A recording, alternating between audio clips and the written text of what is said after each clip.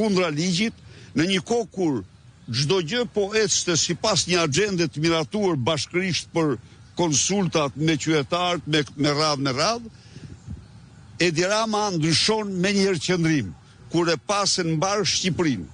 Qytetarët po kundërshtonin reformën që ai kishte bërë.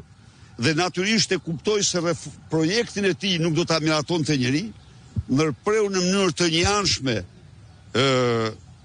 punën e përbashkët në komision dhe tani don të paraqesë raportin në mënyrë të kundërligjshme. Ne, siç e pat, ne kemi raportin ton 400 sa faqe, por ne kemi qenë serioz në punën ton dhe nuk kemi bërë publike propozimet sepse donim që të ishte i pranishëm përfaqësues i Kongresit autoriteteve lokale dhe rajonale, të cilët sigurisht do ishin broker në variantet që do paraqiteshin. Ky akt bën të pashpres reformat në Shqipëri, por unë them një gjë, që jo në dokumentat e fundit të Bashkimit Evropian, por edhe në raportin e Komisionit Evropian të tetorit që kaloi, dy janë kushtet, cili e lexon atë, janë të dy reformat territoriale dhe elektorale, kushtet që Shqipëria të avancojë në këtë proces. Zoti Berisha, ju tha se e keni gati raportin mbi 400 faqe. A keni ju një propozim se si duhet jetë ndarja e vendit në sa bashki? Absolutisht ne kemi një propozim shumë të mirë, por ne sigurisht do i bëjmë desh, por ne kemi bërë punën më serioze, kemi ndjekur të gjithë procesin dhe ne kemi pritur rastin kur përfaqësuesit që kanë një ekspertizë shumë të lartë, Kongresi i Autoriteteve Lokale, të ishte i pranishëm dhe ne të paraqisnim variantin ton, palatjetër do paraqiste variantin e vet dhe do mirnim ekspertizën më të mirë. Sigurisht që ne kemi variantin ton, që është varianti më i shkëlqyer. Mund na i tregoni sepse puna ka përfunduar e komisionit. Jo, s'ka përfunduar puna. Më Afati ka përfunduar. Një minutë. Janë dy gjëra krejt të kundërta.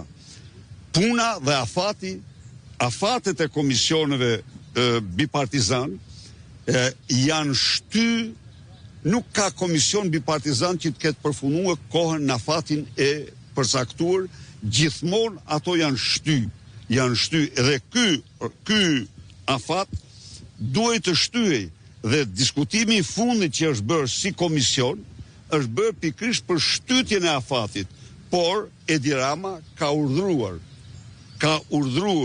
në mënyrë arbitrare Damian Gjiklurin, Maznikun, që të paraqesë në mënyrë të njëanshme, të kundërligjshme, sepse ky raport nuk është paraqit në komision.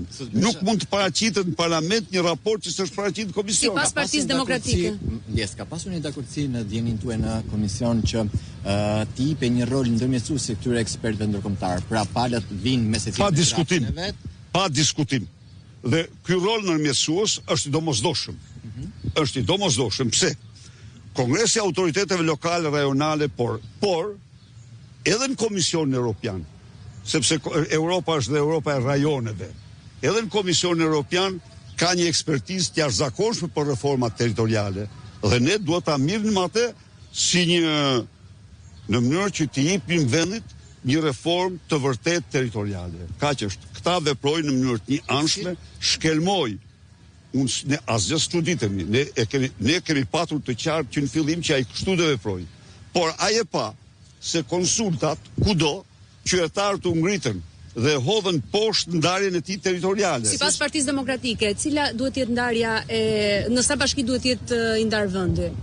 Sipas ne kemi projektin ton, i cili ka sigurisht një numër bashkisë varion nga 90 në 110, por shton komuna. Ne nuk themi të shkojmë tek modeli i përparshëm. Jo, sepse ka ndryshime demografike të cilat modelin e përparshëm me 400 sa e bëjnë jo shumë realist, por ne kërkojmë rikthim në komunave mbi bazën e kritereve demografike të mundshme, ose aty ku kanë qenë 2 apo 3 komuna, mund të krijohen një komunë. Pra, ne kemi bërë një punë shumë serioze në hartë, në përcaktimin e njësive të ardhshme. Por kjo nuk u lejua, sepse u ndërpres, Edi Rama nuk dëshon të reformen. Donë me çdo kusht ta kthej Shqipërinë në çiflikun e vet. Zotë Berisha, prishja e paktit për reformën territoriale do të thotë delargim nga tërheqësia e reformës zyrtare. Unë nuk di pakt që nuk shkel Edi Rama. Edi Rama nuk ka moral, nuk njeh ligj, njeh vetëm ambicjet e tij të shfrenuara për pushtet. A do e prek edhe reformën zgjedhore ky hapi i mazhërancës? I sigurt jeni që ai nuk pranon asgjë përveç asaj që mendon vet. Por ne me përgjegjësi të plot para qytetarëve shqiptar, të cilët ju them një gjë, na kanë kërkuar masivisht që të marrim pjesë në këtë reformë. Përveç kësaj, kjo reformë është kusht në raportin e Komisionit Evropian të tetorit vit kaluar, është kusht për Shqipërinë që të ecë më përpara. Dhe ne nuk mund të merrim Pyetja ime ishte nëse do e braktisni reformën zgjedhore për shkak të prishjes së paktit. Të garantoj që Edi Rama ka të njëjtin skenar. Faleminderit. Ishte lideri i opozitës